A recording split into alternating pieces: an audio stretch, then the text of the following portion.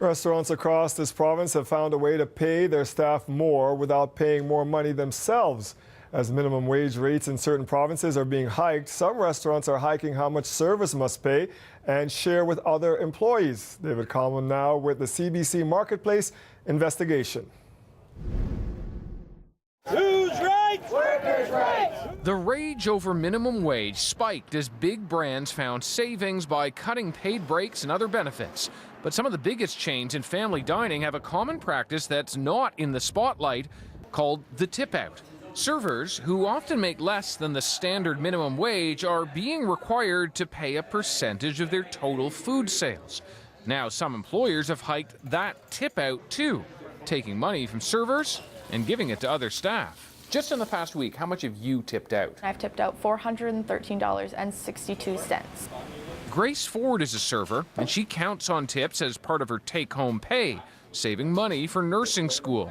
Her big chain employer makes her pay back 4% of all food sales.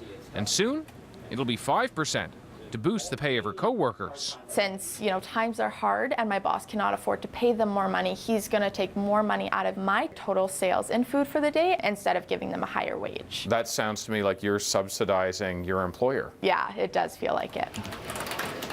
Worker rights activist Dina Ladd thinks the tip-out practice is just unfair. No restaurant owner should be using tips to compensate for the minimum wage or to pay people higher salaries in order to keep them. When we reached out to those in the industry, they told us their policies are fair and transparent, and tip pools and tip outs are a way to recognize the efforts of the entire team. They are legal, so long as servers don't have to pay more than they earn in tips. Though some servers we talk to say that has happened. Many at recent protests know the restaurant business is precarious, but question tip outs as the right course. You actually look at a much more balanced solution. This is not it.